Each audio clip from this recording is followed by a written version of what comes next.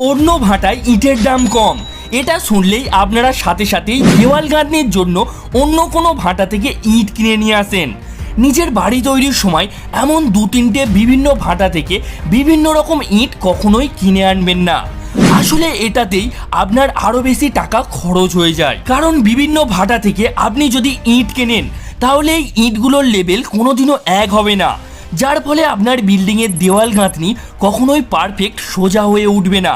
এবং পরে আপনি যখনই এই দেওয়ালের প্লাস্টার করতে যাবেন তখনই দেখবেন এই ইট অসমান হওয়ার কারণে প্লাস্টারের মশলা অনেক বেশি পরিমাণ লাগছে।